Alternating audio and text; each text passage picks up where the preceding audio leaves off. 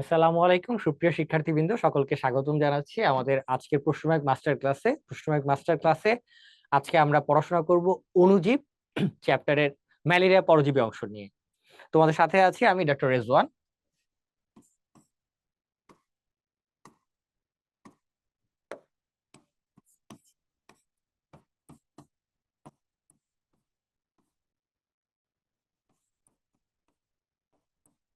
ওকে, তো আমরা অলরেডি জানি যে অণুজীব চ্যাপ্টারটুকু কিন্তু খুবই গুরুত্বপূর্ণ।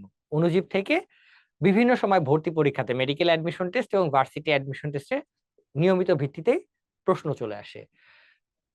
অন্যান্য টপিকের তুলনায় অণুজীব চ্যাপ্টারটুকু একটু লেস ইম্পর্টেন্ট থাকে ভার্সিটি অ্যাডমিশন টেস্টে। তারপরও যেটা হয় যে যে কোনো সময় যে কোনো চ্যাপ্টার থেকে আসলে প্রশ্ন চলে আসতে পারে, কেননা এটা তোমাদের শর্ট সিলেবাসের অন্তর্ভুক্ত ছিল।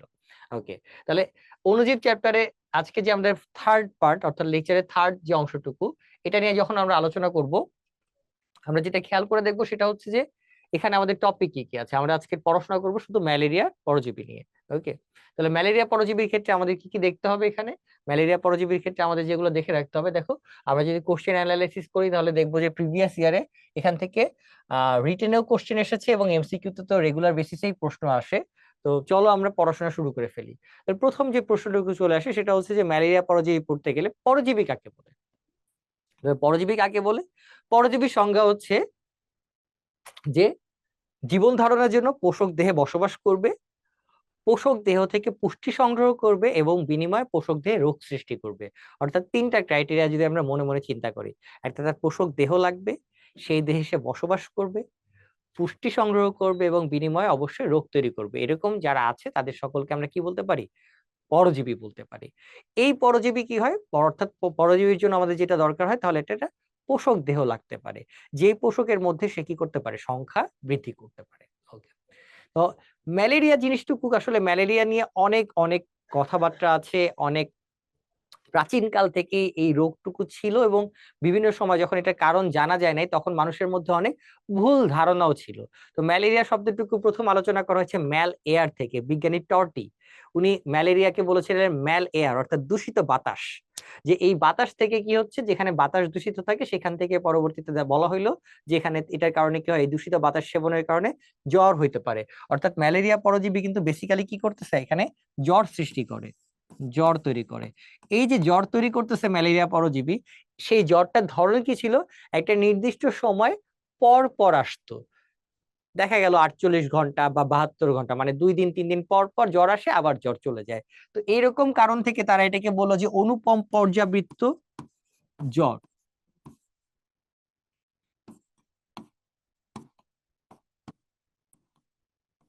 ইউনিক পিরিয়ডিক ফিভার অনেকে নামকরণ করলো।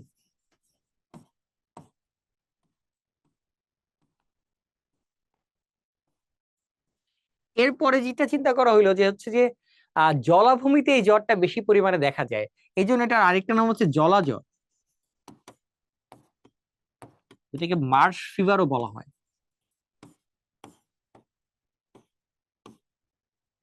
এই জ্বরের আরো একটা নাম ছিল, প্রাচীন রোমান সাম্রাজ্যে প্রচুর মানুষ এই জ্বরে আক্রান্ত হয়ে মৃত্যুবরণ করেছে এবং বলা হয় এই জ্বরের কারণে রোমান সাম্রাজ্যেরই পতন ঘটেছে। এই জন্য এটা আরেকটা নাম হচ্ছে রোমান ফিভার বা রোমান জ্বর। ওকে, তাহলে এই যে একটা জ্বর আসলো, সেই জ্বরের ম্যালেরিয়া পরজীবীর কারণে একটা জ্বর হচ্ছে, কিন্তু প্রথমে কনসেপ্ট ছিল যেটা দূষিত বাতাস। এই কনসেপ্ট থেকে উত্তরণ করে কে হচ্ছে আমাদের ধারণাগুলোকে সায়েন্টিফিক বা বৈজ্ঞানিক ভিত্তিতে প্রমাণ করার চেষ্টা করলো। এই জায়গাতে যে দুইজন বিজ্ঞানী, একজন হচ্ছে যে চার্লস, একজন হচ্ছে ল্যাভেরন এবং হচ্ছে গিয়ে রোনাল্ড রস। ল্যাভেরন এবং রোনাল্ড রস তারা দুজন খুবই গুরুত্বপূর্ণ দুইটা ভূমিকা পালন করেছে। তো প্রথমে যে চার্লস ল্যাভেরন, সেই ল্যাভেরন হচ্ছে গিয়ে ম্যালেরিয়া আক্রান্ত রোগীর লোহিত রক্তকণিকার মধ্যে এই ম্যালেরিয়ার পরজীবীটাকে সে আবিষ্কার করতে পারছে। লোহিত রক্তকণিকায় মানে আরবিসির ভিতরে সে ম্যালেরিয়ার পরজীবীকে আবিষ্কার করতে পারছে বিজ্ঞানী চার্লস ল্যাভেরন, এবং এটার কারণে উনি কিন্তু পরবর্তীতে নোবেল পুরস্কারও পান।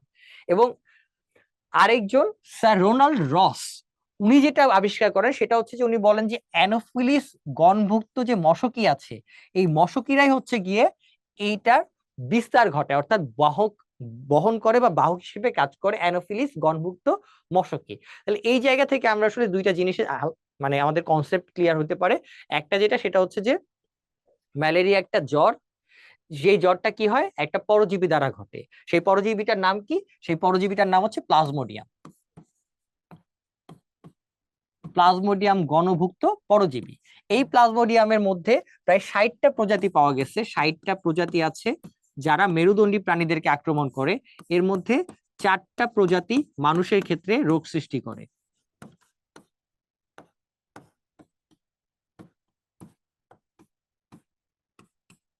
4টা প্রজাতি প্লাজমোডিয়ামের। ওকে, তাহলে 60টা প্রজাতি হচ্ছে গিয়ে মেরুদণ্ডী প্রাণীতে জ্বর রোগ সৃষ্টি করলেও 4টা প্রজাতি এ পর্যন্ত পাওয়া গেছে যারা মানুষের ক্ষেত্রে রোগ সৃষ্টি করে। ঠিক একইভাবে এই যে স্ত্রী অ্যানোফিলিস মস্কিটো বলতেছি, স্ত্রী অ্যানোফিলিস মশকি, এই মশকির মধ্যেও 7টা ভ্যারাইটি আছে যারা হচ্ছে গিয়ে কি করছে, এই মশকি অর্থাৎ হচ্ছে গিয়ে ম্যালেরিয়া পরজীবীটাকে বহন করতে পারে। এর মধ্যে কে কে আছে? অ্যানোফিলিস ফিলিপেন্সিস আছে, অ্যানোফিলিস সানডেইকাস আছে, মিনিমাস আছে।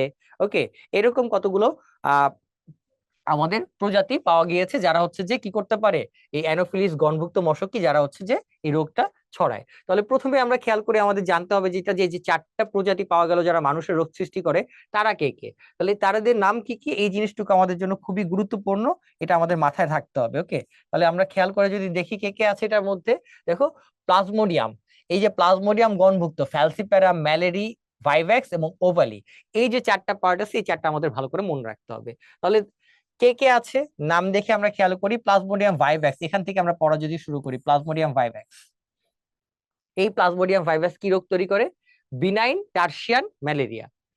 ওকে, নামগুলোকে আমরা একটু স্প্লিট করার যদি চেষ্টা করি তাহলে হচ্ছে যে ব্যাপারটুকু কেমন দাঁড়ায়। ফার্স্ট কথা, সবাই ম্যালেরিয়া তৈরি করে। ওকে, এই ম্যালেরিয়া, এটা বানানটুকু একটু ভুল হয়েছে, ম্যালেরিয়া না ম্যালেরিয়া হবে। ওকে,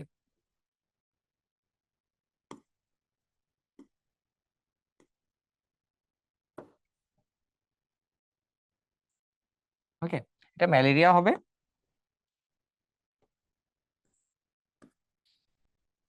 প্রথম খেয়াল করে দেখো প্রত্যেকেই ম্যালেরিয়া রোগ তৈরি করবে। ওকে, 2 নাম্বার জিনিস যেটা সেটা হচ্ছে যে ম্যালেরিয়া রোগ তৈরি করলেও কি ধরনের ম্যালেরিয়া রোগ তৈরি করবে। তাহলে এখানে 4টা প্রজাতির মধ্যে দেওয়া আছে, প্রথমে প্লাজমোডিয়াম ভাইভ্যাক্স, ভাইভ্যাক্স থেকে যে রোগটা তৈরি করে সেটার নাম হচ্ছে বিনাইন টার্সিয়ান ম্যালেরিয়া। আরেকটা হচ্ছে প্লাজমোডিয়াম ওভালি, ওভালি যেটা তৈরি করে সেটা হচ্ছে যে মৃদু টার্সিয়ান ম্যালেরিয়া। তাহলে টার্সিয়ান কথাটা দ্বারা আমরা কি বুঝি? টার্সিয়ান কথাটুকু দ্বারা আমরা যেটা বুঝি সেটা হচ্ছে এভরি থার্ড, মানে 3 নাম্বার দিন। মানে এখানে যে জ্বরটুকু আসবে, জ্বরটা ধরো যদি শুক্রবার, শনিবার, রবিবার, সোমবার, এভাবে আমরা উইকে ক্যালকুলেট করি। তাহলে কারো যদি জ্বর শুক্রবারে আসে, ফ্রাইডেতে যদি জ্বর থাকে, তাহলে শনিবার এবং রবিবার কি হবে না, কোন প্রকার জ্বর আসবে না। জ্বর না এসে আবার সোমবারে জ্বর আসবে। এই যে সোমবারে আসলো শুক্রবারের পরে, অর্থাৎ এভরি থার্ড ডেতে 3 নাম্বার দিন পর পর, এই জন্য এটাকে আমরা বলছি টার্সিয়ান। তাহলে খেয়াল করে দেখো প্লাজমোডিয়াম ভাইভ্যাক্স এবং প্লাজমোডিয়াম ওভালি দুইটার ক্ষেত্রে যেটা হবে সেটা হচ্ছে যে টার্সিয়ান ম্যালেরিয়া হবে। একটা হচ্ছে বিনাইন আর একটা হচ্ছে যে মৃদু। এই টার্সিয়ান ম্যালেরিয়াতে তাহলে কি করতেছে, জ্বরটা প্রতি 3 নাম্বার দিন অথবা যেটাকে আমরা বলি 48 ঘন্টা পর পর জ্বর আসবে। কত সময় পর পর? 48 ঘন্টা পর পর জ্বরটা আসবে। ওকে, এটা আমাদের একটা পড়ার পার্ট। আরেকটা যেটা সেটা হচ্ছে সুপ্তাবস্থা কাল, এটা খুবই খুবই খুবই ইম্পর্টেন্ট, এটা আমাদের অবশ্যই মনে রাখতে হবে, এটাকে বাদ দেওয়ার কোনো প্রকার সুযোগ নেই। ওকে, তাহলে এই সুপ্তাবস্থা কাল যদি আমরা বলি তাহলে আমাদের প্লাজমোডিয়াম ওভাল এবং ভাইভ্যাক্স, ভাইভ্যাক্স এর ক্ষেত্রে কত? ভাইভ্যাক্স এর ক্ষেত্রে 12 থেকে 20 দিন, 12 থেকে 20। তো ভ আর ব আমরা এটা মনে রাখতে পারি, ভাইভ্যাক্স এর মধ্যে তো একটা ব আছে বা ভি আছে, এটা বয়ের সাথে মিলাইলে 12 থেকে 20 দিন, এটা আমাদের মনে রাখার জন্য সহজ হবে। তাহলে প্লাজমোডিয়াম ভাইভ্যাক্স 12 থেকে 20 দিন। আর ওভালি যেটা আছে এটা তাহলে কতদিন হবে? 11 থেকে 16, 11 থেকে 16। ওকে, 11 to 16, 11 to 16। ওকে, 11 থেকে 16 দিন। তাহলে এই দুইটা আমাদের মনে রাখতে পারবো যে 48 ঘন্টা পর পর আসে, একটা 12 থেকে 20 হলে আরেকটা হচ্ছে 11 থেকে 16। ওকে, তাহলে অপর অংশে চলে যাই আমরা, প্লাজমোডিয়াম ম্যালেরিয়া এবং প্লাজমোডিয়াম ফ্যালসিপারাম। প্লাজমোডিয়াম ফ্যালসিপারাম যেটা, এটা সব থেকে ডেঞ্জারাস জ্বরটা তৈরি করে, এই জন্য এটার নাম হচ্ছে ম্যালিগন্যান্ট ম্যালেরিয়া, এটার আরেকটা নাম হচ্ছে ম্যালিগন্যান্ট ম্যালেরিয়া। ওকে, এই যে ম্যালিগন্যান্ট ম্যালেরিয়া আছে, এই ম্যালিগন্যান্ট ম্যালেরিয়া জ্বরটা তাহলে কত সময় আসে? 36 থেকে 48 ঘন্টা পর পর আসে। এবং ফ্যালসিপ্যারামের মধ্যে একটা প আছে না, পি, এই পি দিয়ে আমরা 15 কথাটুকু মনে রাখবো। তাহলে এটা সুপ্তাবস্থা কাল কতদিন?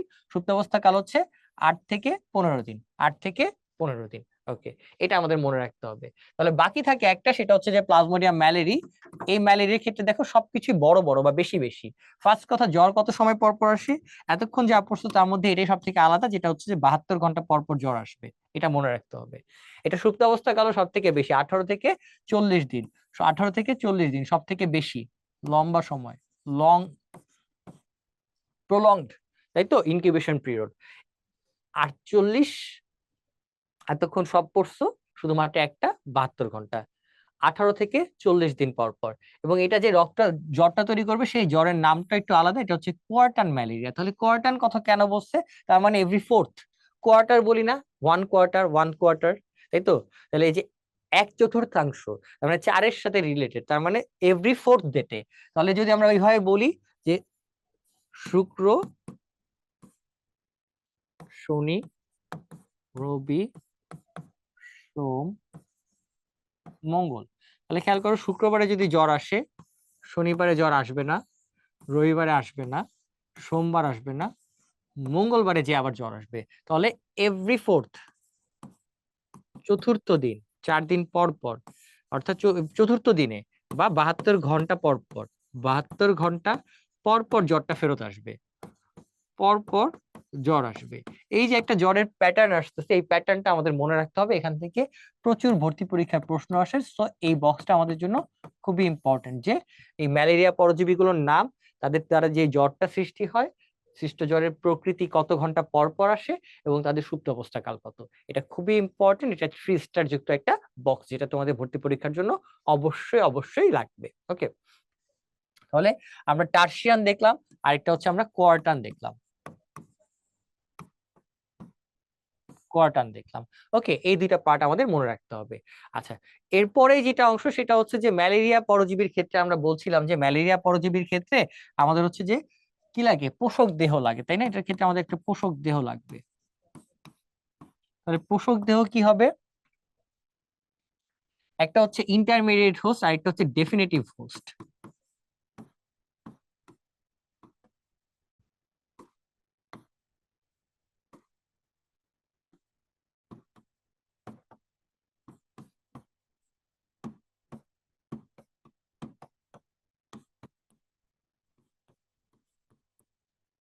হোস্ট, তাহলে ইন্টারমিডিয়েট হোস্ট কেন?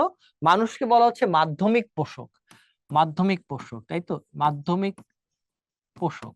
এই মাধ্যমিক পোষকটাকে, এই মাধ্যমিক পোষক হচ্ছে মানুষ ম্যালেরিয়া পরজীবীর ক্ষেত্রে। কেন? এখানে যেটা হয় সেটা হচ্ছে অযৌন জনন সম্পন্ন হয়, অযৌন জননটুকু সম্পন্ন হচ্ছে। আর ডেফিনিটিভ হোস্ট কে, ডেফিনিটিভ হোস্ট হচ্ছে গিয়ে এটাকে মুখ্য পোষক যদি আমরা বলি, মুখ্য পোষক হচ্ছে মশকি, অ্যানোফিলিস মশকি, তাই তো, মশকি। কেন এটাকে মশকি কেন? কারণ এখানে হচ্ছে কি সম্পন্ন হবে, যৌন জনন সম্পন্ন হবে। তো এই যে যৌন জননের কারণে, অর্থাৎ ডেফিনিটিভ হোস্ট যেখানে যৌন জনন সম্পন্ন হচ্ছে, সেটা হচ্ছে যে মশকি, কি ধরনের, অ্যানোফিলিস, তাই তো। এই অ্যানোফিলিস যে মশকি আছে, এটা হচ্ছে যে কি করতেছে, যৌন জনন সম্পন্ন করছে, আর মানুষের ক্ষেত্রে হচ্ছে অযৌন জনন সম্পন্ন হচ্ছে। তো মানুষের ক্ষেত্রে যে অযৌন জননটুকু হচ্ছে, এই অযৌন জননটাকে আমরা কি বলি বলতো? এই অযৌন জননের আরেকটা নাম হচ্ছে কি, সাইজোগনি। এটাকে আরেকটা নামে আমরা ডাকি, যেটা সেটাকে আমরা বলতে পারি সাইজোগনি, তাই না?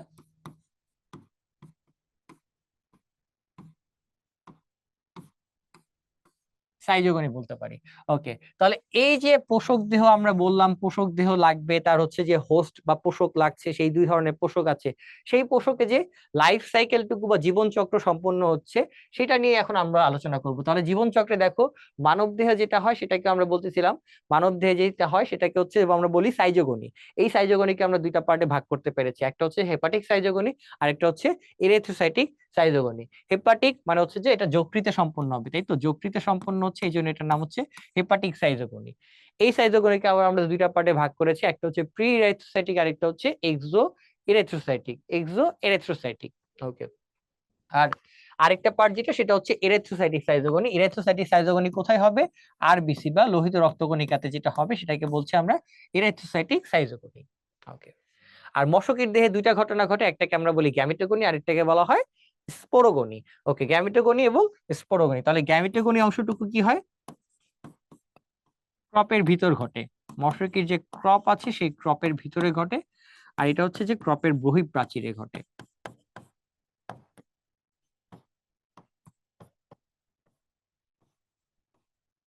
এখন হচ্ছে স্পোরোগনি ঘটে। এই যে অংশটুকু, তাহলে জীবন চক্রে আমরা দেখলাম যে দুইটা পোষক প্রয়োজন হয়। আচ্ছা, একটা প্রশ্ন আসে মাঝে মাঝে যে হচ্ছে যে অ্যানোফিলিস মশকই কেন, অন্য কোনো মশকই না কেন? আমরা উত্তরটা খুব স্বাভাবিকভাবে জানি যে অ্যানোফিলিস মশকির ভিতরে কি হচ্ছে, অন্য বাকি যেসব মশকি আছে তাদের লালা গ্রন্থিতে যে এনজাইম আছে সেটা কি করে, এই ম্যালেরিয়ার যে পরজীবী প্লাজমোডিয়াম তাকে ধ্বংস করে ফেলতে পারে। কিন্তু অ্যানোফিলিস মশকির লালা গ্রন্থি বা পৌষ্টিক নালীর মধ্যে যেহেতু কোনো প্রকার এনজাইম নাই, তার কারণে কি হয়, প্লাজমোডিয়াম খুব সহজেই বেঁচে থাকতে পারে, যার কারণে প্লাজমোডিয়াম পরজীবী বা প্লাজমোডিয়াম কি করেছে, এই অ্যানোফিলিস মশকিকেই তার বাহক হিসেবে নির্ধারণ করেছে। ওকে, তারপরে যে অংশটুকু সেটা হচ্ছে যে এই যে সাইজোগনিটুকু, এটা আসলে কিভাবে সম্পন্ন হয়, মশকি শরীরে কিভাবে যায়? মশকি শরীরে কি এমনি এমনি যাবে না, আক্রান্ত মানুষকে যখন মশকি দংশন করে বা কামড় দেয়, তখন সেই মানুষের থেকে মশকের শরীরে যায়। এই জন্য ডেঙ্গু জ্বর বলো বা ম্যালেরিয়া বলো, যে কোনো ক্ষেত্রে যে মানুষটা এই জ্বরে আক্রান্ত তাকে কিন্তু মশারির মধ্যে আটকে রাখতে হবে প্রোটেকশনের জন্য, তা না হলে তাকে যখনই মশকি কামড়াবে তখনই এটা কি করতে থাকবে, ছড়ায় ছড়ায় অন্য সব জায়গায় চলে যাবে। এটা তোমাদের মাথার মধ্যে কিন্তু ক্লিয়ার থাকতে হবে। তো চলো আমরা এদের জীবন চক্র সম্পর্কে একটু আলোচনা করে ফেলি।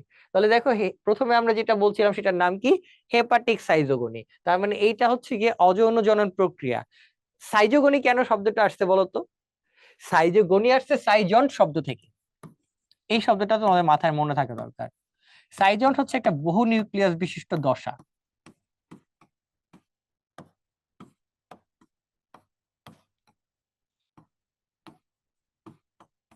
যেহেতু এখানে একটা বহু নিউক্লিয়াস বিশিষ্ট দশা বা সাইজন তৈরি হয়, এই জন্য পরবর্তীতে কি করা হলো, এটাকে বলা হইলো যে এটাকে বলা হইলো সাইজোগনি, সাইজন তৈরি হয়, এই জন্য এটাকে বলতেছিলাম আমরা সাইজোগনি।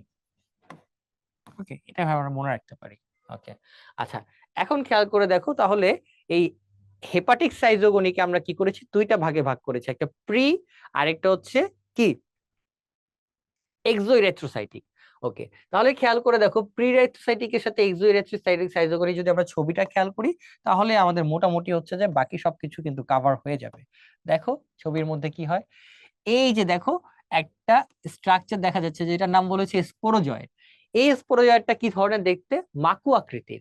তাহলে কি হয়, যখন ম্যালেরিয়া আক্রান্ত বা ম্যালেরিয়া পরজীবী বহন করছে এরকম কোন মশকি মানুষকে কামড় দিবে বা দংশন করবে, তখন মানুষের শরীরে মশকির লালা গ্রন্থি থেকে কোন অংশটুকু প্রবেশ করবে, স্পোরোজয়েট প্রবেশ করবে। তাহলে মানুষের শরীরে প্রথম যেটা প্রবেশ করে সেটার নাম কি, সেটার নাম হচ্ছে স্পোরোজয়েট। ওকে, মানুষের শরীরে প্রথম যেটা প্রবেশ করে সেটার নাম হচ্ছে স্পোরোজয়েট।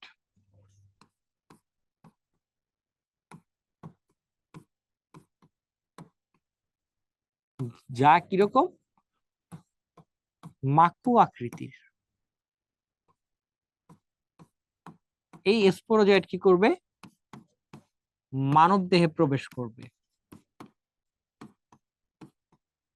ওকে, মানব দেহে প্রবেশ করার পরে স্পোরোজয়েট কি করতেছে, স্পোরোজয়েটটা এই যে একটা যকৃত কোষকে আক্রমণ করবে বা হেপাটোসাইটকে আক্রমণ করবে। মানব দেহে প্রবেশ করার পরে 30 মিনিট মাত্র সময় লাগবে। 30 মিনিট পরে সে কি করতেছে, হেপাটোসাইট বা যকৃত কোষকে আক্রমণ করবে।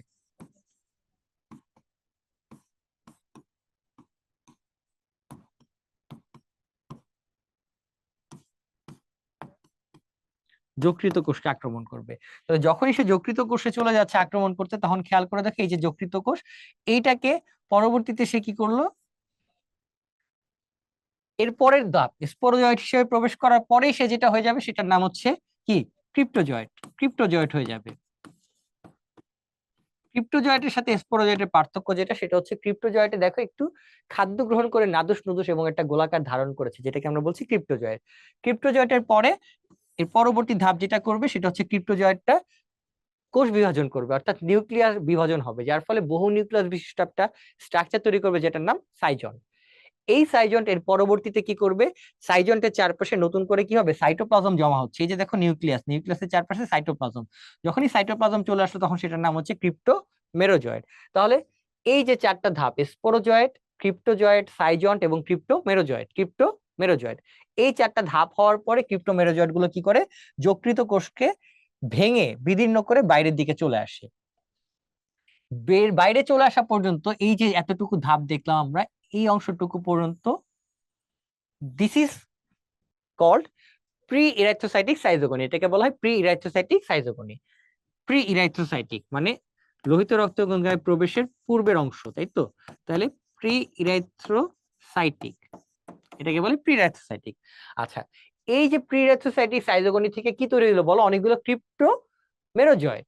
এই ক্রিপ্টোমেরোজয়েড গুলো কি করবে, এখন এখানে মনে করো 50টা তৈরি হলো, তাহলে এই 50টা ক্রিপ্টোমেরোজয়েড বা 100টা বা 2000টা, বলা হয়েছে এক একটা সাইজন্টের মধ্যে কতগুলো থাকতে পারে, 1000 থেকে 1200 পর্যন্ত নিউক্লিয়াস থাকতে পারে এক একটা সাইজন্টের মধ্যে। এক একটা সাইজন্টের মধ্যে 1000 থেকে 1200 পর্যন্ত নিউক্লিয়াস থাকতে পারে। 1000 থেকে 1200 নিউক্লিয়াস এখানে উপস্থিত থাকতে পারে এক একটা সাইজন্টে। তাহলে চিন্তা করো, তাহলে যদি আমি বলি 1200 ক্রিপ্টোমেরোজয়েড তৈরি হয়, তাহলে এই যে যতগুলো ক্রিপ্টোমেরোজয়েড তৈরি হলো, এই সবগুলো ক্রিপ্টোমেরোজয়েড কি করতেছে, এখান থেকে পরবর্তীতে তারা নতুন নতুন যকৃত কোষকে কি করতে থাকবে, আক্রমণ করতে থাকবে, নতুন নতুন যকৃত কোষকে আক্রমণ করবে। তাহলে সব দল বেঁধে যেয়ে নতুন যকৃত কোষকে আক্রমণ করলো। প্রথমবার শেষ হওয়ার সাথেই যে অংশটুকু আবার যকৃত কোষকে আক্রমণ করলো, শুরু করলো, তখন এটাকে আর বলা হয় প্রি না বলে আমরা কি বলি, এক্সো এরিথ্রোসাইটিক সাইজোগনি বলি। এর পরের ধাপে যে আমরা যেটা বলবো সেটা হচ্ছে এক্সো এরাইথ্রোসাইটিক। ওকে, এক্সো এরিথ্রোসাইটিক। আমরা লেখাটা হয়তো একটু কালারটুকু একটু বেশি ডার্ক হয়ে যাবে তোমাদের জন্য, we can change the colour, আমরা একটু আরেকটু লাইট কালার ইউজ করি।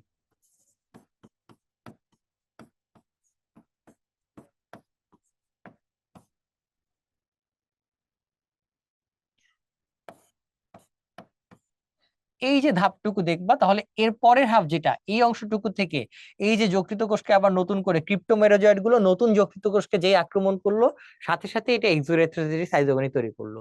নতুন যকৃত কোষকে আক্রমণ করে একইভাবে আগের মতো সাইজন্ট তৈরি করবে। সাইজন্ট থেকে এরপরে যেহেতু ক্রিপ্টোমেরোজয়েড ছিল, এখন আবার নাম হলে সেটার নাম হবে মেটাক্রিপ্টোমেরোজয়েড। তাহলে এখানে তৈরি করেছিল ক্রিপ্টোমেরোজয়েড, এখানে তৈরি হবে মেটাক্রিপ্টোমেরোজয়েড।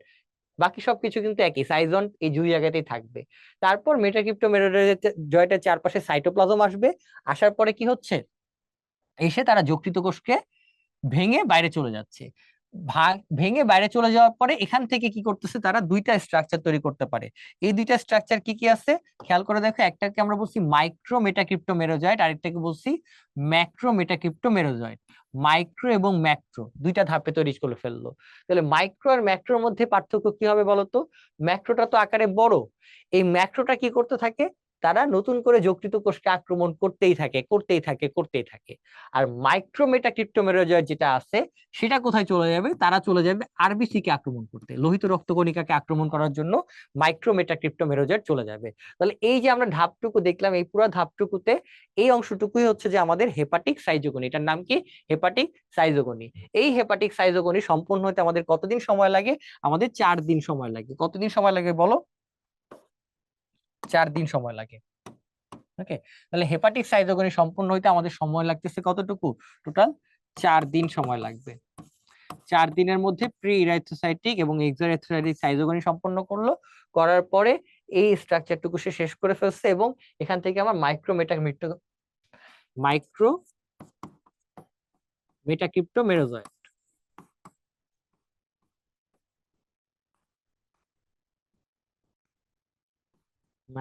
মেটাক্রিপ্টোমেরোজয়েড সৃষ্টি হবে। এই মাইক্রো মেটাক্রিপ্টোমেরোজয়েড অংশটুকু কি করতেছে, পরবর্তীতে লোহিত রক্তকণিকায় চলে যেয়ে এটা এরিথ্রোসাইটিক সাইজোগনি শুরু করবে।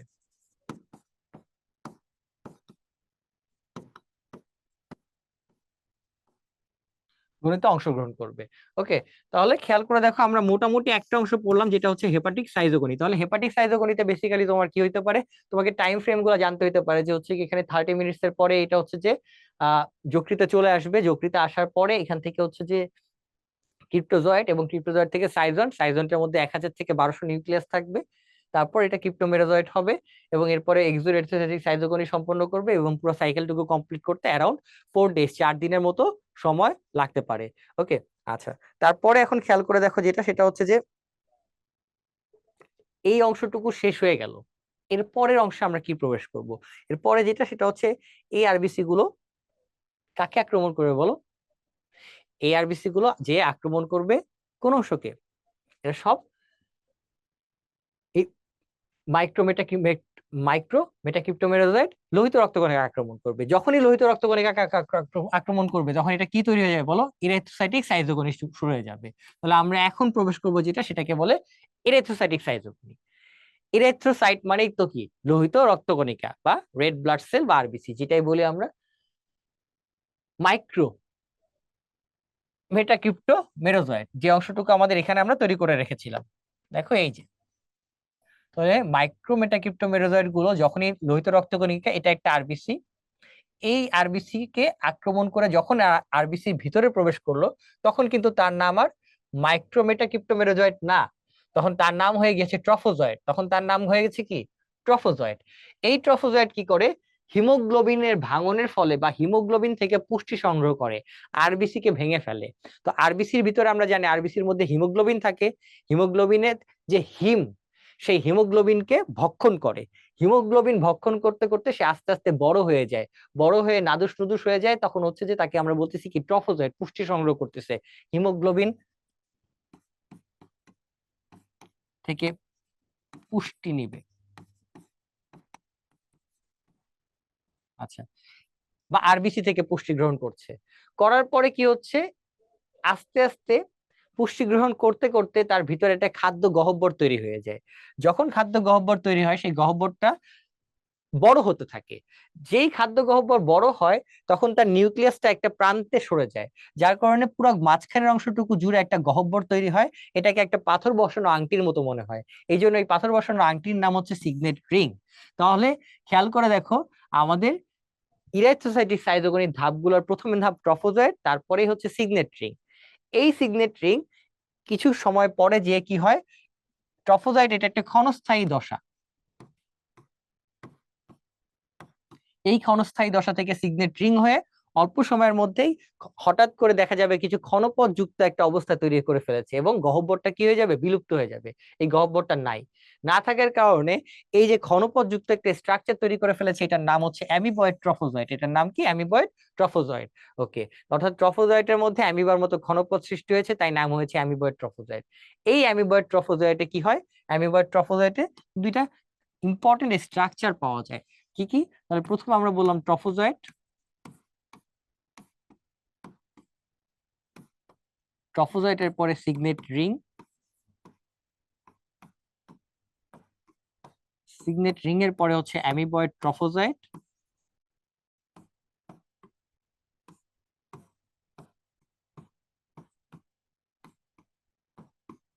Amoeboid trophozoite. এই অ্যামিবয়েড ট্রফোজয়েটে কি হয়? অ্যামিবয়েড ট্রফোজয়েটের মধ্যে এই যে হিমোগ্লোবিন ছিল, হিমোগ্লোবিনের প্রোটিন অংশ যেটা, এই প্রোটিন থেকে সে পুষ্টি সংগ্রহ করতে থাকে। আর হিমের যে হিমাটিন অংশটুকু ছিল, হিম থেকে হিমাটিন হয়ে যায়, হিমাটিন থেকে হিমোজয়েন নামক বর্জ্য পদার্থ দেখা দেয়, হিমোজয়েন তৈরি হয়।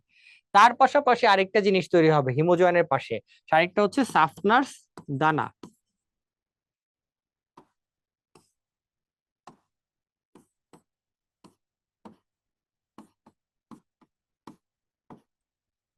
এই যে সাফনার্স দানা, এই অংশটুকুও দেখা যাবে কোথায়? এটা দেখা যাবে সাইটোপ্লাজমে। তাহলে চিন্তা করে দেখো, অ্যামিবয়েড ট্রফোজয়েট যে অংশটুকু ছিল, অ্যামিবয়েড ট্রফোজয়েটের মধ্যে বেসিক্যালি আমরা কি কি পাচ্ছি? আমরা অ্যামিবয়েড ট্রফোজয়েটের মধ্যে এই তিনটা জিনিসের স্ট্রাকচার নাম আমাদের মনে রাখতে হবে। হিমোজয়েন মনে রাখতে হবে, এবং সাফনাস দানাটা অবশ্যই মনে রাখতে হবে। আর পুষ্টি সংগ্রহ করতেছে প্রোটিন থেকে, মানে হিমোগ্লোবিনের গ্লোবিনটা পার্টটাও তোমরা মনে রাখতে পারো। সো অ্যামিবয়েড ট্রফোজয়েট হচ্ছে যে আমাদের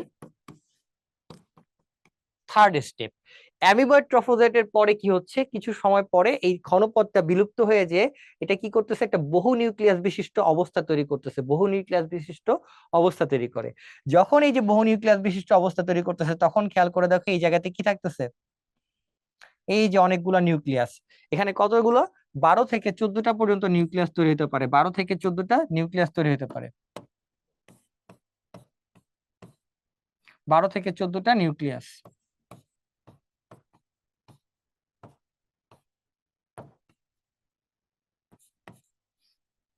এটাকে আমরা বলছি সাইজন্ট।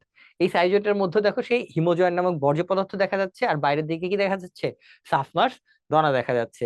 তাহলে একটা পরজীবী কি করলো, একটা বহু নিউক্লিয়াস বিশিষ্ট অবস্থা তৈরি করলো, যেটার নাম হচ্ছে সাইজন। সেই সাইজন্টের পরে কি হচ্ছে, সাইজন থেকে পরবর্তীতে এখানে কি তৈরি হয়, এখানে যেটা তৈরি হয় সেটা হচ্ছে মেরোজয়েট।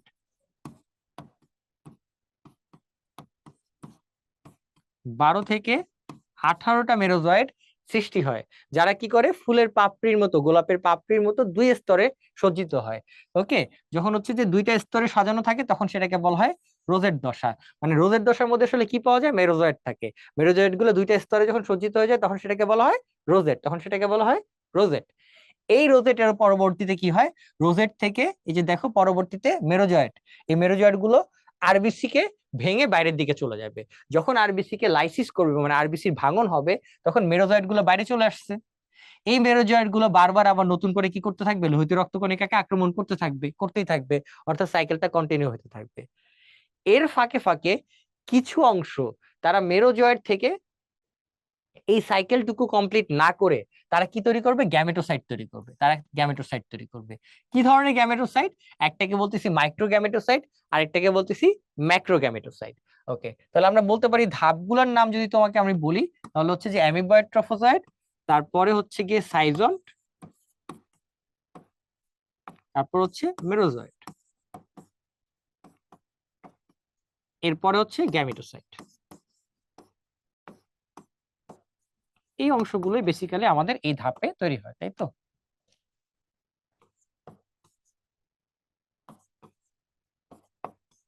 ওকে, তাহলে খেয়াল করে দেখো, এই অংশটুকু থেকে যে তৈরি হইলো এটা হচ্ছে যে গ্যামেটোসাইটের মধ্যে আমরা দুইটাকে বলতে পারি, একটা হচ্ছে মাইক্রো, একটা হচ্ছে ম্যাক্রো। পার্থক্য হচ্ছে ম্যাক্রোটা দেখতে বড় কিন্তু তার নিউক্লিয়াসটা কি, ছোট। নিউক্লিয়াস ছোট। ঠিক তার উল্টা, মাইক্রোটা দেখতে ছোট কিন্তু তার নিউক্লিয়াসটা বড়। নিউক্লিয়াস বড়। অর্থাৎ নাম যাই থাকুক, আবার তাদের নিউক্লিয়াসটা ঠিক তার অপোজিট। তাহলে মাইক্রোগ্যামেটোসাইট যেটা, সেটা হচ্ছে যে দেখতে ছোট, নিউক্লিয়াস বড়, এবং এটাই কি করতেছে, পুংগ্যামেট হিসেবে আত্মপ্রকাশ করে, তাই তো? তাহলে এটা হচ্ছে যে পুংগ্যামেট। আর যেটা দেখতে বড়, ম্যাক্রো, সেই ম্যাক্রোটার নিউক্লিয়াস ছোট, এটা হচ্ছে স্ত্রী গ্যামেট। স্ত্রী গ্যামেট হিসেবে কাজ করবে, স্ত্রী গ্যামেটোসাইট হিসেবে কাজ করবে। ওকে, এই পার্টটুকু যখন হয়ে গেল, এই সময় একটা ঘটনা ঘটে, সেটা হচ্ছে এই যে ইরেথ্রোসাইটিক সাইজোগনি, এটা সম্পূর্ণ হতে কতটুকু সময় লাগে, এটা সম্পূর্ণ হইতে 48 থেকে 72 ঘন্টা সময় লাগতে পারে।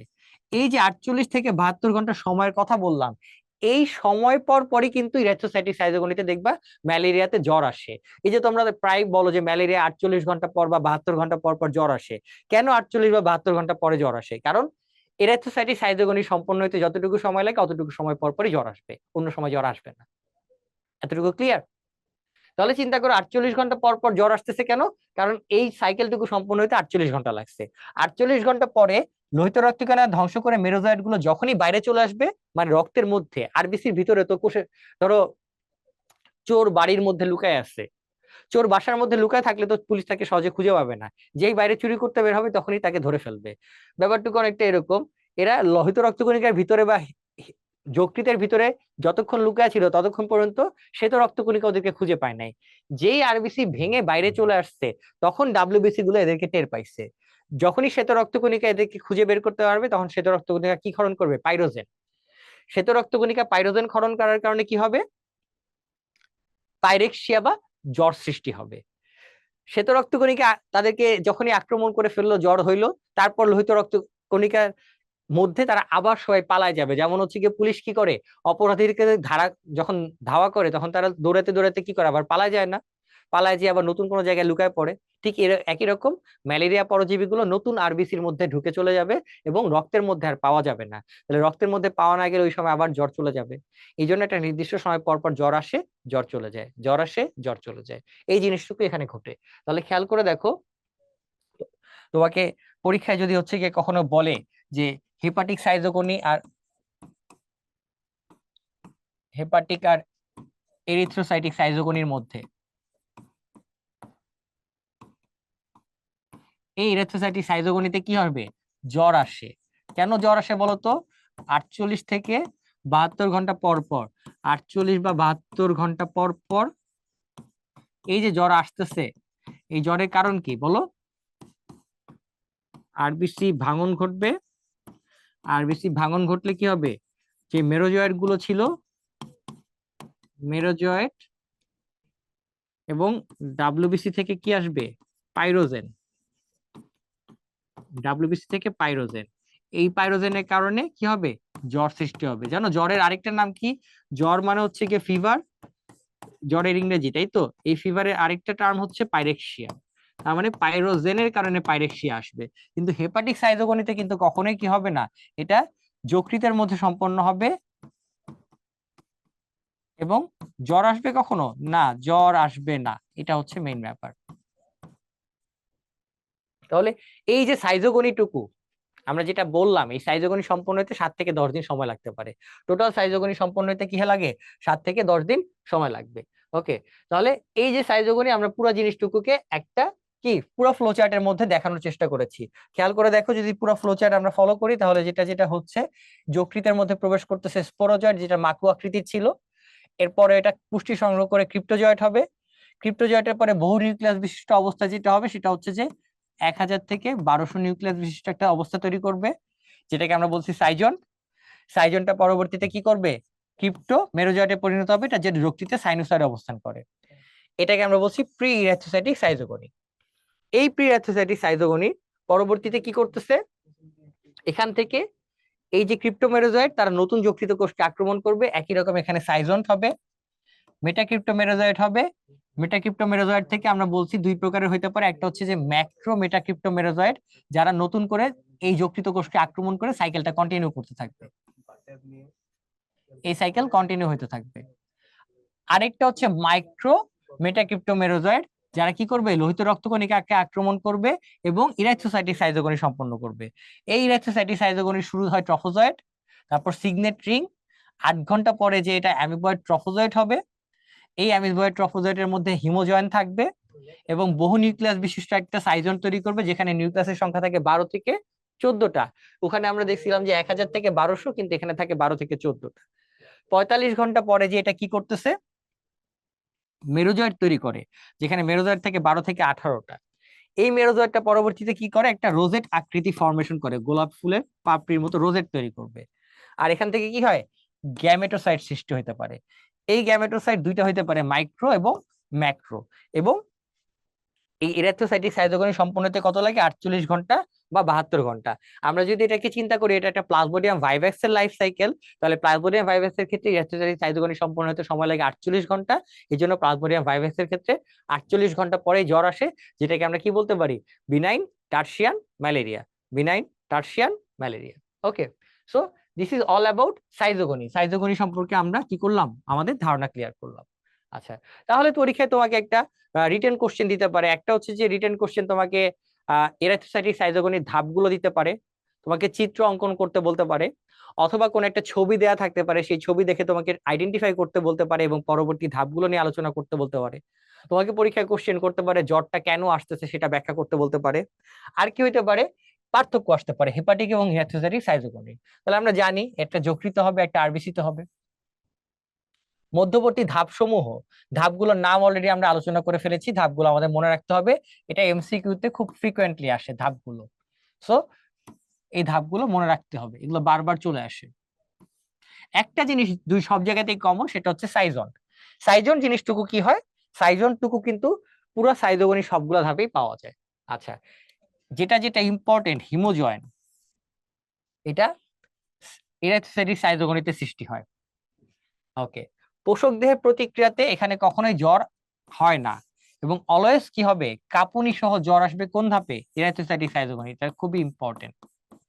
ওকে, তারপর তাহলে খেয়াল করে দেখো, সাফনার্স এর দানা বা সাফনার্স কণা যেটা, এটাও কিন্তু সাইজন্টের বাইরে সাফনার্স দানা দেখা যায়, এটা আমাদের মনে রাখতে হবে। আর কি হয় এখানে? জ্বর।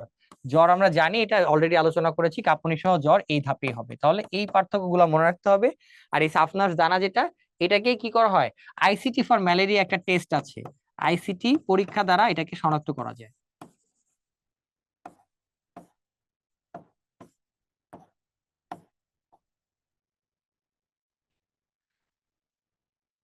এতক্ষণ আমরা যা পড়লাম এই পুরো অংশটুকুই যেটা ছিল সেটা হচ্ছে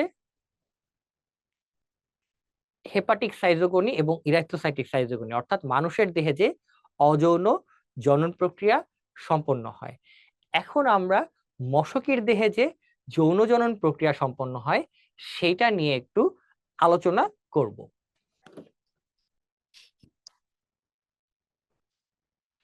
তো গ্যামেটোগনি আর স্পোরোগনি নিয়ে আসলে কি হয়, এই পুরো জিনিসটুকু হচ্ছে যে মশকির শরীরে হয়, যেটাকে আমরা বলি যৌন জনন, তাই না? তাহলে হচ্ছে যে আমরা এটা বলি যে মশকির দেহে এটা হচ্ছে যৌন জনন প্রক্রিয়া। এই যৌন জনন প্রক্রিয়াকে আমরা কি করেছি, দুইটা ভাগে ভাগ করতে পারি, একটা হচ্ছে গ্যামেটোগনি আর একটা হচ্ছে স্পোরোগনি।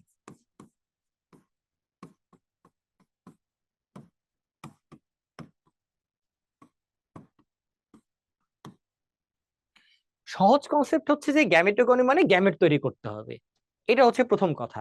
আর স্পোরোগনি মানে স্পোরোজয়েট তৈরি করতে হবে, এটা হচ্ছে মূল কনসেপ্ট। তাহলে গ্যামেটোগনি আসলে কোথায় হয়, এটা হচ্ছে ক্রপের ভিতরে হবে, মশকির যে ক্রপ আছে ক্রপের ভিতর হবে, ঠিক আছে? আর বাইরে কোনটা, বাইরের অংশটুকু হচ্ছে ক্রপের বহিস্তর বা ক্রপের বাইরে, ক্রপের বহিঃপ্রাচীরে, ক্রপের বহিঃপ্রাচীরে বলতে পারি আমরা।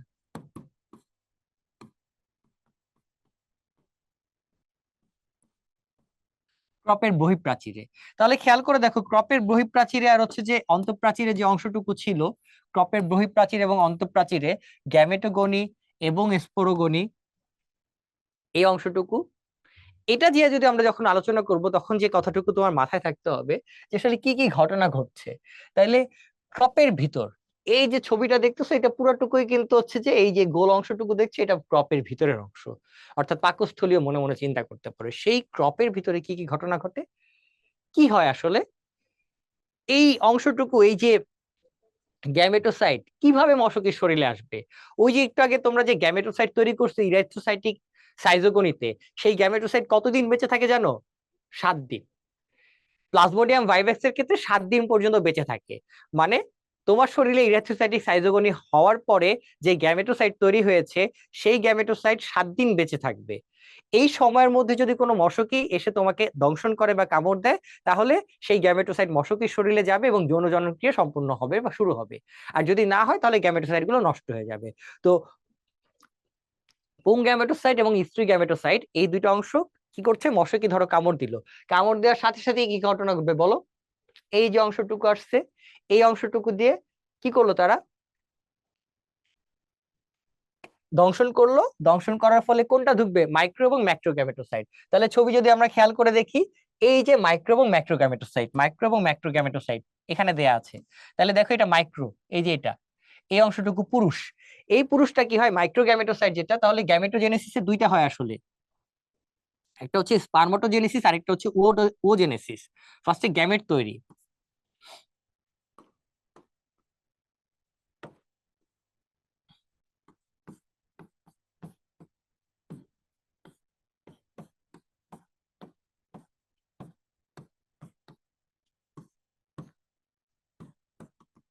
স্পারমাটোজেনেসিস এবং ওজেনেসিস। তাহলে স্পারমাটোজেনেসিসের মাধ্যমে স্পার্ম তৈরি হবে। সেই স্পারমাটোজেনেসিস প্রথম ধাপ হচ্ছে মাইক্রোগ্যামেট। এটা কি করবে, মাইটোসিস কোষ বিভাজনের মাধ্যমে মাইটোসিস হবে, এখানে সেল ডিভিশন হয়ে কি করবে 4 থেকে 8টা, তাই না, 4টা থেকে 8টা নিউক্লিয়াস বিশিষ্ট অবস্থা তৈরি করবে, 4 to 8, 4 থেকে 8টা নিউক্লিয়াস তৈরি করবে, 4 থেকে 8টা নিউক্লিয়াস। এই যে নিউক্লিয়াস তৈরি করলো, নিউক্লিয়াস তৈরি করার পরে কি হচ্ছে একটা দশা তৈরি করলো যার প্রত্যেকটা অংশে সাইটোপ্লাজম এসে বাইরে কিছু অভিক্ষেপ তৈরি করে দিল আঙ্গুলের মতো। এই অভিক্ষেপ থেকে পরবর্তীতে দেখো এই যে এখানে মাকু আকৃতির কতগুলো কি হচ্ছে, শুক্রাণু তৈরি হচ্ছে বা স্পার্ম তৈরি হচ্ছে। এই যে মাকু আকৃতির স্পার্ম তৈরি হওয়ার ব্যবস্থা করতেছে, মাকু আকৃতির, এই মাকু আকৃতির যেটা তৈরি হচ্ছে এই প্রক্রিয়াটার নাম হচ্ছে এক্সফ্লাজেলেশন। তাহলে কি হয় আসলে, স্পারমাটোজেনেসিসের এখানে এই শব্দটা তোমাদের খুব ভালো করে মাথায় রাখতে হবে যে স্পারমাটোজেনেসিসের সাথে সম্পর্কযুক্ত একটা যেটা সেটা হচ্ছে এক্সফ্লাজেলেশন।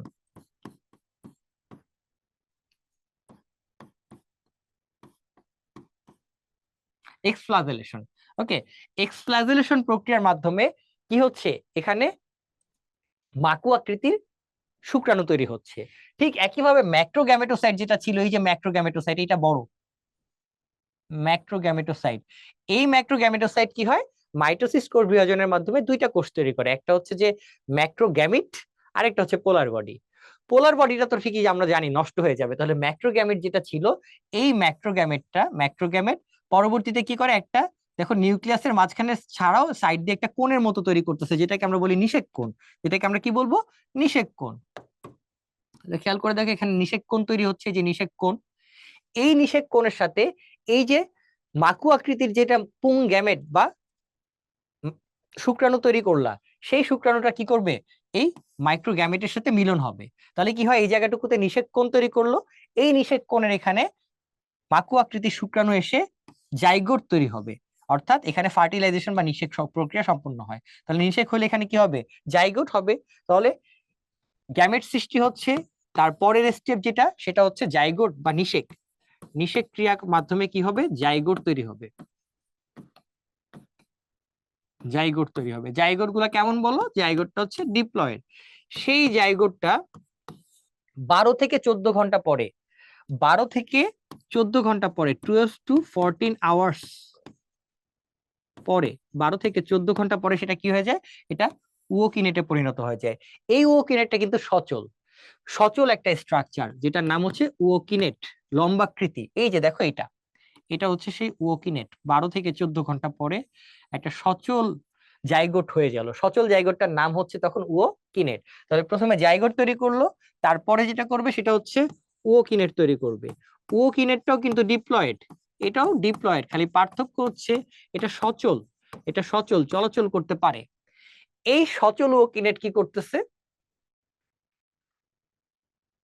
24 ঘন্টা পরে, এই যে খেয়াল করে দেখো 24 ঘন্টা পার হয়ে যাচ্ছে, এবং এটা কিন্তু ক্রপের অন্তঃপ্রাচীর। এই যে ক্রপের প্রাচীর যদি তোমরা দেখো, তাহলে দুইটা লেয়ার, এই লেয়ারটুকু যেটা দেখতেছো এটা ভিতরের প্রাচীর, এটাকে বললাম আমরা অন্তঃপ্রাচীর, এটাকে আমরা বলবো অন্তঃপ্রাচীর। এই যে ভিতরের লেয়ারটাকে, এটাকে বলছি অন্তঃপ্রাচীর। এই অন্তঃপ্রাচীরের বাইরের দিকে চলে যাচ্ছে শেষ, তখন কোথায় চলে যাচ্ছে, বাইরের দিকে চলে গেল। তাহলে বাইরের দিকে যদি চলে যায়, খেয়াল করে দেখো এই যে বাইরের লেয়ার, তাহলে উওকিনেটটা বাইরের দিকে চলে আসছে, এসে গোলাকার একটা স্ট্রাকচার যখন তৈরি করবে, তখন তার নাম হয়ে যাবে উওসিস্ট। উওকিনেটের পরে কি হয়ে যাচ্ছে, উওসিস্ট। তাহলে 24 ঘন্টা পরে উওকিনেট ক্রপের প্রাচীর ভেদ করে বাইরের বহিঃস্তরে চলে আসতেছে তখন, এবং গোলাকার আকৃতি ধারণ করতেছে, তখন তার নাম হয়ে যাচ্ছে উওসিস্ট। এই উওসিস্ট টোটাল গঠন হইতে সময় লাগে 40 ঘন্টা। 40 ঘন্টা পরে একটা উওসিস্ট তৈরি হয়ে যাবে। সেই উওসিস্টটা ম্যাচিওর হইতে, পুরো পরিণত হইতে 12 থেকে 20 দিন পর্যন্ত সময় লাগতে পারে। তাহলে দেখো এটা উওসিস্ট, এটা কোথায় আছে, ক্রপের বহিঃপ্রাচীরে। এই উওসিস্ট তৈরি হওয়া শেষ, তাহলে নিষেক উওকিনেট, সবশেষে আমরা লাস্টে যেটা বলতে পারি সেটা হচ্ছে উওসিস্ট তৈরি হয়ে যাবে, উওসিস্ট তৈরি হয়ে গেল। ক্রপের প্রাচীর এরকম কি পরিমাণ উওসিস থাকে জানো, 50 থেকে 500টা উওসিস থাকতে পারে বহিঃপ্রাচীরে, এতগুলো উওসিস থাকে। এই ওসিসটা হ্যাপ্লয়েড নাকি ডিপ্লয়েড, এটাও ডিপ্লয়েড। তাহলে এটাও হচ্ছে ডিপ্লয়েড। এই যে স্ট্রাকচার তৈরি হয়েছে দেখো। এখন কি হবে, তাহলে এতক্ষণ আমরা যা নিয়ে আলোচনা করলাম সেটা কি ছিল, গ্যামেটোগনি। এরপরে আমাদের তাহলে কোন অংশটুকু বাদ রয়ে গেছে, স্পোরোগনি। তাহলে স্পোরোগনি অংশটুকুতে আসলে বেসিক্যালি কি হয় বলো, স্পোরোজয়েট তৈরি হয়। স্পোরোজয়েট হওয়ার জন্য প্রথমে কি হবে, যে ক্রপের বহিঃপ্রাচীরে প্রথম যে ঘটনাটুকু ঘটবে সেটা হচ্ছে কি হবে বলো, এটা মায়োসিস কোষ বিভাজন হবে। সব থেকে গুরুত্বপূর্ণ টার্ম, এটা আমাদের মনে রাখতে হবে। এখানে কি হবে, একটা মায়োসিস কোষ বিভাজন হবে, মায়োসিস হবে। এই মায়োসিসটাকে আমরা আরেকটা নামে বলি, কি মায়োসিস বলা হয় বলতো, পোস্ট জাইগোটিক। মানে জাইগোটের পরে, ডিপ্লয়েড অবস্থার পরে মায়োসিস হয়েছে, এই জন্য এটাকে বলা হয় পোস্ট জাইগোটিক মায়োসিস।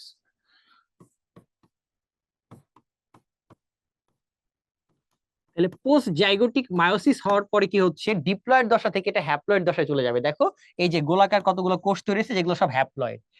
এই হ্যাপ্লয়েড গুলো থেকে পরবর্তীতে কি হয়, স্পোরোজয়েট তৈরি হয়। এই জন্য এটার নাম হচ্ছে স্পোরোগনি, স্পোরোগনি, অর্থাৎ স্পোরোজয়েট তৈরি হবে।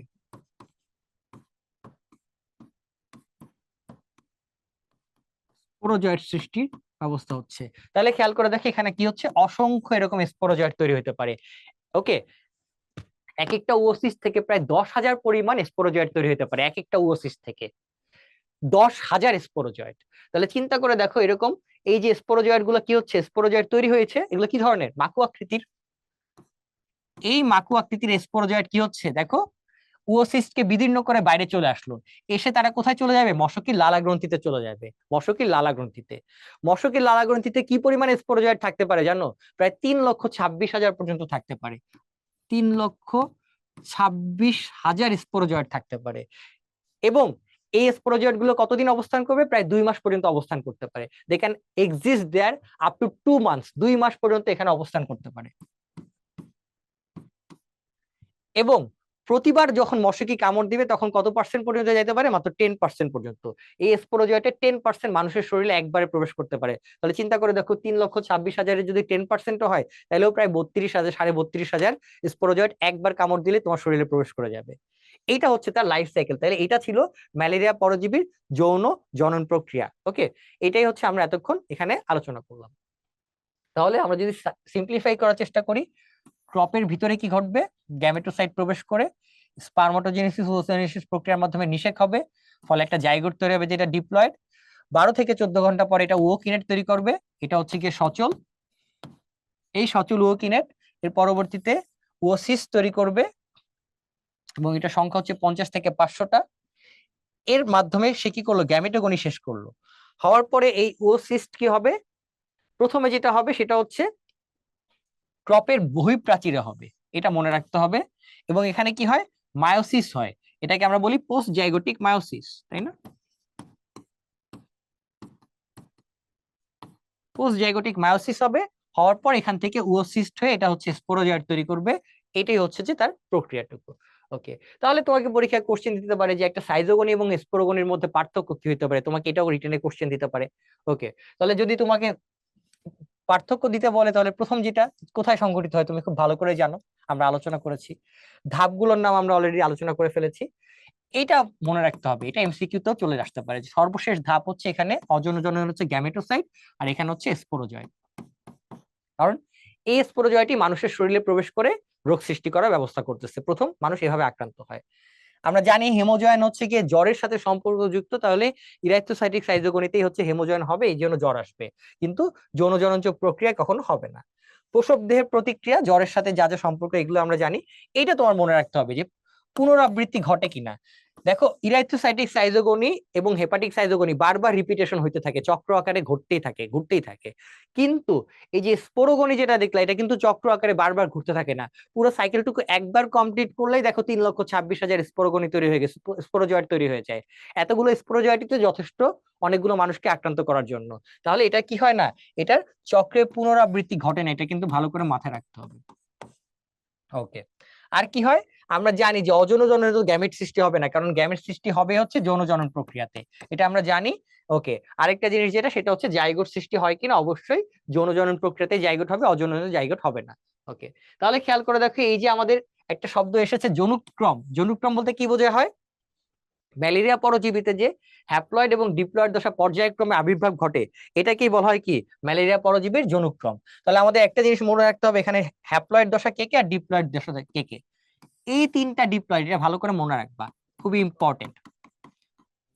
ওকিনেট, ওসিস্ট এবং জাইগোট, এই তিনটা ডিপ্লয়েড, আর যা কিছু দেখবা তো সবই হ্যাপ্লয়েড। তাহলে ম্যালেরিয়া পরজীবীতে এরকম যৌনক্রম ঘটলে আসলে কি সুবিধা হয়, দেখো, মানুষের শরীরে যখন সে বারবার হেপাটিক এবং ইরাইথ্রোসাইটিক সাইজোগনি করতে থাকে, তখন তার জীবনী শক্তি হ্রাস পেয়ে যায়। এই জীবনী শক্তি আবার আগের অবস্থায় ফেরত নিয়ে আসার জন্য তার যেটা দরকার হয় সেটা হচ্ছে যৌনজনন। তাহলে যৌনজনন প্রক্রিয়া হইতে হলে তাকে অবশ্যই মশকির শরীরে যাইতে হবে, এবং এই ডিপ্লয়েড দশাটুকু ঘটতে থাকবে, ফলে প্রজাতির ধারাবাহিকতা রক্ষা হয়, এবং তার যে জীবনী শক্তি আছে সেটাও ফেরত চলে আসে খুব সুন্দর মতো। এই জন্য তার লাইফে এই যৌনক্রমটা দরকার, এবং যৌন এবং অযৌনজনের এবং দুইটা যে বাহক, তার সবকিছুই তার লাইফে খুবই গুরুত্বপূর্ণ। ওকে, তাহলে এত কিছু যা পড়লাম, এই যে জীবন চক্র, এটার ঘটনাটা কি হয়, আসল কাজ হচ্ছে সেটা হচ্ছে ম্যালেরিয়া কি করে, জ্বর তৈরি করে। ম্যালেরিয়া একটা জ্বর তৈরি করে, হাই গ্রেড ফিভার, কাঁপুনি দিয়ে জ্বর চলে আসে।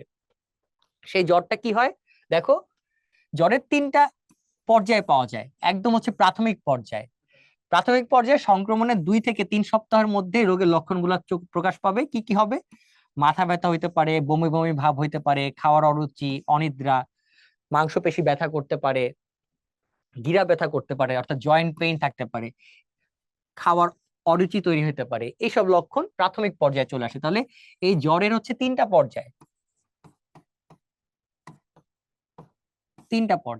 প্রথমটা হচ্ছে প্রাথমিক পর্যায়। তারপরে দেখো, এরপরে হচ্ছে মাধ্যমিক পর্যায়। মাধ্যমিক পর্যায়টা খুবই গুরুত্বপূর্ণ, কারণ এই সময় জ্বর আসে। সেই জ্বরটা কি হয়? কাঁপুনি সহ জ্বর আসে, এবং জ্বরের টেম্পারেচার কত? 104 থেকে 106। ওকে, ডেঙ্গুতে 103 থেকে 105, আর এখানে 104 থেকে 106 ডিগ্রি। এবং ফারেনহাইট শব্দটাও খেয়াল রাখবা, পরীক্ষা তোমাকে কনফিউজ করার জন্য সেলসিয়াস দিয়ে দিতে পারে। এই সময় কি হয়? কয়েক ঘন্টা পর পর জ্বর আসে এবং ঘাম দিয়ে জ্বর ছেড়ে যায়। তাহলে জ্বরের কি হয়? তিনটা অবস্থা দেখা যায় জ্বরের। একটা হচ্ছে শীত অবস্থা, এটা 20 মিনিট থেকে 1 ঘন্টা স্থায়ী হয়। একটা উত্তপ্ত অবস্থা, যে সময় অনেক বেশি গরম লাগতে পারে, এবং সবশেষে প্রচন্ড রকম সিভিয়ার লেভেলের সোয়েটিং হবে, ঘাম দিয়ে জ্বর ছেড়ে যাবে। ওকে, এই সব ফেজটুকু কতদিন থাকে? 2 থেকে 3 দিনে পর পর আসে, কারণ ওই যে আমরা জানি ইরিথ্রোসাইটিক সাইটোগনি সম্পূর্ণ হতে যত সময় লাগে তত সময় পর পর জ্বর আসবে। এবং সব লাস্ট পর্যায়ে যেটা, এটাকে বলে চূড়ান্ত পর্যায়। এই চূড়ান্ত পর্যায়ে কি হবে? এই চূড়ান্ত পর্যায়ে যেহেতু তোমার শরীরে রক্ত শূন্যতা দেখা দিবে, লোহিত রক্তকণিকা ভেঙে যাবে, হিমোগ্লোবিনের পরিমাণ কমে যাবে। আর কি কি হবে? যকৃত এবং স্প্লিন বা প্লিহা বেড়ে যাবে, বড় হয়ে যাবে। আর কি হবে? পরজীবী একটা অ্যান্টিবডি তৈরি করে, যেটাকে বলে হিমোলাইসিন। হিমোলাইসিনের কারণে সে লোহিত রক্তকণিকাকে ভেঙে ফেলবে।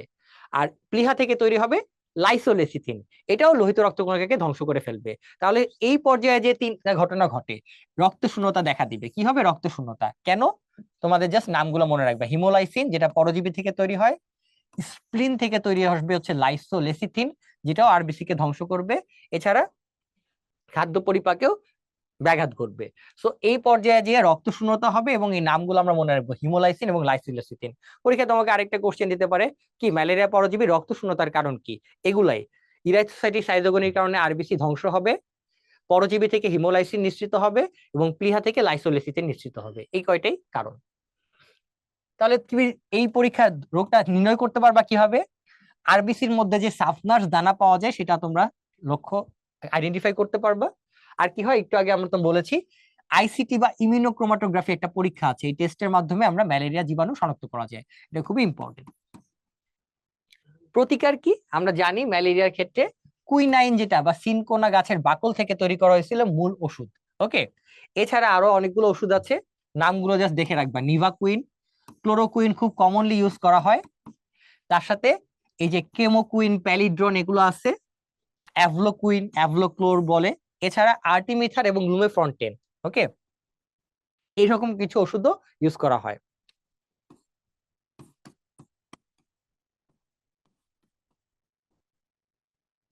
আর্টিসুনেট, এরকম কিছু ওষুধও ইউজ করা হয়, লুমেফ্রন্টেন। তাহলে এটার প্রতিকারের উপায় কি? প্রতিকারের উপায় আমাদের, আমরা মশাকে নিধন করতে পারি, নিজেদের আত্মরক্ষার জন্য মশারি ইউজ করতে পারি, এবং রোগ হলে চিকিৎসা নিতে পারি। মশাকে নিধনের ক্ষেত্রে আমাদের একটা হচ্ছে তার প্রজননের ক্ষেত্রে আমরা ধ্বংস করে দিতে পারি, লার্ভা এবং পিউপা যেটা আছে সেটাকে ধ্বংস করতে পারি। আমরা কিছু মাছ চাষ করে এগুলোকে ধ্বংস করতে পারি। আমরা সালফার ডাইঅক্সাইড গ্যাস ইউজ করতে পারি। এছাড়া পূর্ণাঙ্গ মশককুলকেও নিধন করে দিতে পারি। এই পার্টগুলোর মাধ্যমে আমরা কি করতে পারি? এটার প্রতিকার করতে পারি। Always prevention is better than cure.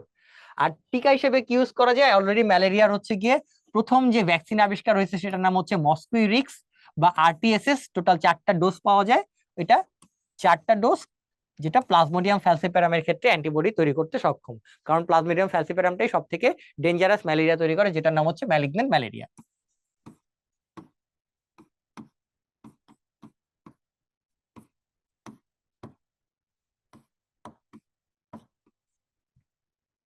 তো আমরা এতক্ষণ যাবত সব থিওরি পড়াশোনা শেষ করে ফেলেছি, এখন আমরা কিছু প্রশ্ন সলভ করব।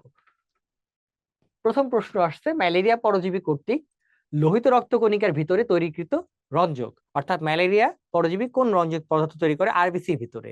আমরা যখন ইরিথ্রোসাইটিক সাইটোগনি পড়েছি, তখন আমরা জানি ইরিথ্রোসাইটিক সাইটোগনির ভিতরে একটা টার্ম ছিল, যেটাকে বলে হিমোজয়েন। তাহলে অপশনগুলো দেখো, হিমোগ্লোবিন, হিমোসায়ানিন, হিমোইরেথ্রিন এবং হিমোজয়েন। তাহলে definitely correct answer is haemozoin. এটা হচ্ছে কারেক্ট অ্যান্সার। হিমোজয়েন হচ্ছে গিয়ে সেই রঞ্জক পদার্থ, কিসের ভিতরে? লোহিত রক্তকণিকার ভিতরে। এটা কোন জায়গাতে আমরা দেখেছি? আমরা অ্যামিবয়েড, ট্রফোজয়েড এবং তার পরবর্তী ধাপগুলোতে দেখেছি।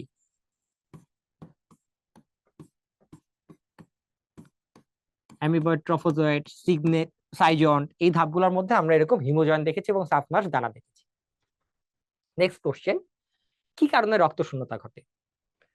হিমোজয়েন্টের কারণে? না, হিমোজয়েন্টের কারণে না। স্পোরোজয়েটের কারণে? না, স্পোরোজয়েট দিয়ে প্রবেশ করে। হিমোলাইসিসের কারণে। তাহলে রক্ত শূন্যতা খেয়াল করে দেখো, হিমোলাইসিস কথাটুকু থেকেই আসছে। হিমোলাইসিস, লাইসিস মানে তো ভাঙন, আর হিম মানে হচ্ছে রক্ত। তাহলে রক্ত যখন ভাঙবে তাহলে অবশ্যই কি হবে, রক্ত শূন্যতা তৈরি হবে। তাহলে হিমোলাইসিসের কারণে এটা হবে। ওকে, রক্ত শূন্যতা। মানবদেহে আক্রমণকারী ম্যালেরিয়া জীবাণুর প্রথম দশাটির নাম কি? যেই দশা দিয়ে মানবদেহে প্রবেশ করে সেটার উত্তর কি হবে? আমরা জানি যখন মশকি দংশন করে তখন কি পাওয়া যায়? স্পোরোজয়েট পাওয়া যায়। ওকে, তাহলে কারেক্ট আনসার হচ্ছে স্পোরোজয়েট, এটা হচ্ছে কারেক্ট আনসার। ওকে, এর পরের প্রশ্ন, বিনাইন টার্সিয়ান ম্যালেরিয়ার পরজীবী কোনটি? একদম শুরুতে আমরা পড়ে ফেলেছিলাম, plasmodium vivax. Benign tertian malaria, নামের মধ্যেই সবকিছু আছে, তাই না? ম্যালেরিয়া পরজীবী জীবন চক্রের কোন দশা মানুষে সংক্রমিত হয়? একইভাবে আগের প্রশ্নের মতো উত্তর, কোন দশা মানুষে সংক্রমিত হবে? স্পোরোজয়েট, তাই তো? টুওকিনেট মেরোজয়েট বা ট্রফোজয়েট? না, ট্রফোজয়েট হচ্ছে ইরাথ্রোসাইটিক সাইটোগনিক ধাপ, মেরোজয়েট ইরাথ্রোসাইটিক সাইটোগনিক ধাপ, আর উওকিনেট হচ্ছে মশকের শরীরের ভিতর থাকে সচল দশা। বহু নিউক্লিয়াস যুক্ত ম্যালেরিয়া পরজীবীর দশাকে কি বলা হয়? আমরা জানি এটাকে বলা হয় সাইজন, এটাকে বলা হয় সাইজন। ম্যালেরিয়া ঝুঁকিমুক্ত দেশ দেখো, মায়ানমার, অস্ট্রেলিয়া, ভারত, বাংলাদেশ, এই কয়টা কান্ট্রির মধ্যে কোনটাকে অ্যাটিপিক্যাল মনে হয়? ওকে, তাহলে চিন্তা করে দেখো, এখানে মায়ানমার, ভারত এবং বাংলাদেশ তিনটাতেই হচ্ছে ম্যালেরিয়া ঝুঁকি আছে। অস্ট্রেলিয়াতে কোনো প্রকার ম্যালেরিয়া ঝুঁকি নেই। ঠিক আছে, তাহলে এই ছিল আমাদের আজকের দিনের আলোচনা। আমরা ম্যালেরিয়া পরজীবীর জীবন চক্র পড়লাম, তার ম্যালেরিয়া জ্বর সম্পর্কে ধারণা নিলাম, এটা প্রতিকার নিয়ে আলোচনা করলাম, ভ্যাকসিন নিয়ে আলোচনা করলাম, এই জ্বরের আর কি কি নাম আছে এবং ভর্তি পরীক্ষায় যা যা প্রশ্ন এসেছে সেগুলো নিয়ে একটু আলোচনা করলাম। ক্লাস মনোযোগ দিয়ে শোনার জন্য সকলকে অসংখ্য ধন্যবাদ।